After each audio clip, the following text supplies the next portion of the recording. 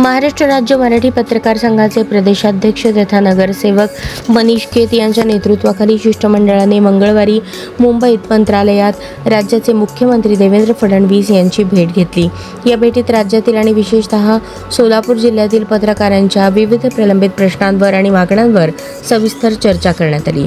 मुख्यमंत्र्यांनी या सर्व मागण्यांबाबत अत्यंत सकारात्मक भूमिका घेत शासन पत्रकारांच्या पाठीशी खंबीरपणे उभे असल्याचा विश्वास दिला।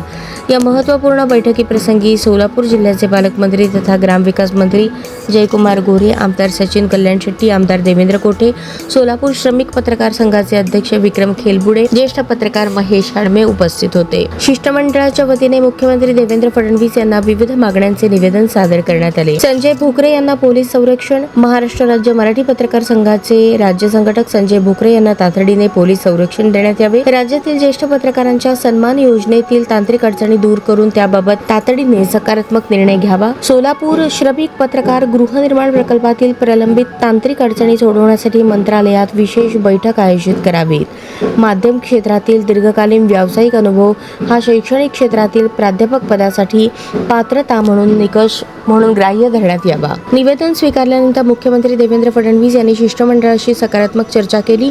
लोकशाहीचा चौथा स्तंभ म्हणून पत्रकार अत्यंत प्रतिकूल परिस्थितीत काम करत असतात, त्यामुळे त्यांच्या सामाजिक आणि आर्थिक सुरक्षेची जबाबदारी शासनाची आहे असे सांगत मुख्यमंत्र्यांनी सर्व मागण्यांवर लवकरच संबंधित विभागांची बैठक घेऊन योग्य तो मार्ग काढण्याचे आश्वासन दिले।